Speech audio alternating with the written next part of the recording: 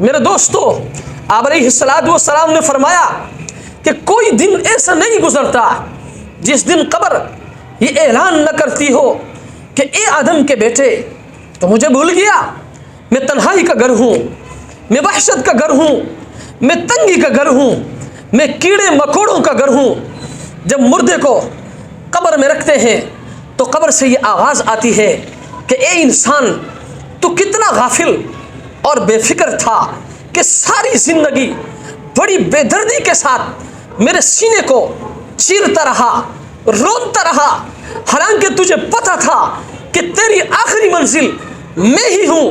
میرے اندر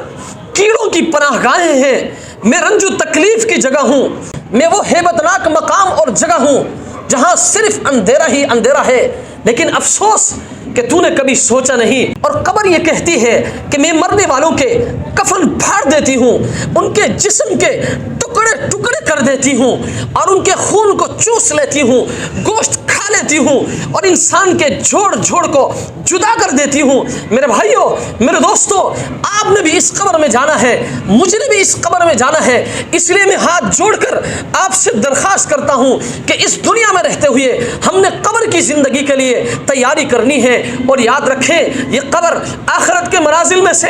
پہلی منزل ہے۔ اگر اس مقام پر، اس قبر میں کامیابی مل گئی تو یاد رکھیں باقی تمام منازل میں آسانی ہوگی، لیکن اگر خدا نہ خواستہ کہیں اس قبر میں ہم ناکام ہو گئے تو یاد رکھیں آخرت کے تمام منازل میں ناکامی ہوگی۔ اس لیے میں آپ سے درخواست کرتا ہوں کہ آپ نے قبر کی زندگی کے لیے تیاری کرنی ہے، آپ نے اس دنیا میں رہتے ہوئے 100% اس کے لیے تیار رہنا ہے۔